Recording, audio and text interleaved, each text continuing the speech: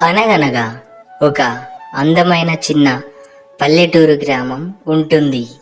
ఆ గ్రామంలో ఇతడి పేరు రాజు. రాజు ఒకరోజు ఒక చెరువులో ఒక చేపల వ్యాపారి చేపలు పడితే అతని దగ్గర ఇతను దొంగలిస్తాడు. ఏమిరా రాజు, ఎక్కడిది ఈ చేప? మన గ్రామంలో శేఖర్ చేప ఎవరో దొంగలించారంట.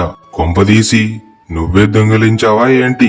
నువ్వే దెనక దొంగలిస్తే నిజంగా చెప్పురా, ఎందుకంటే వాడు చాలా కోపంగా ఉన్నాడు.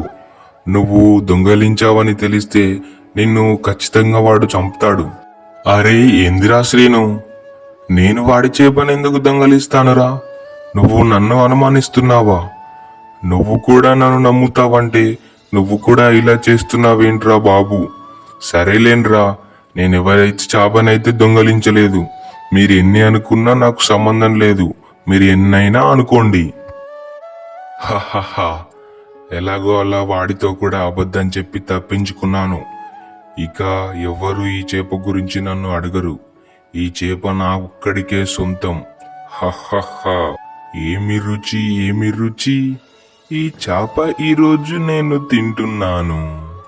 ఈ చేప చాలా మంచిగా ఉంది. నాకు ఈ చేపంటే ఎంతో ఇష్టం. నా పేరు రాజు. నేను ఒక దొంగతనం చేసేవాడిని. నేను ఈ చేపని తింటాను. మళ్ళీ చెప్పండి, నేనే రాజు. నేను ఒక దొంగని. నేనే చేపలను దొంగతనం చేసి మంచిగా తింటాను. మళ్ళీ చెప్పండి, నేనే రాజు. నేను ఒక దొంగని. ఈరోజు ఈ చేపని దొంగలించి చేపలను తింటాను. ఇలా రాజు పాట పాడుతూ ఉంటాడు. కానీ అక్కడ శేఖర్ అంతా వింటాడు. శేఖర్ దాన్ని వినడంతో ఈసారి రాజుని ఒక గట్టిగా అడుగుతాడు.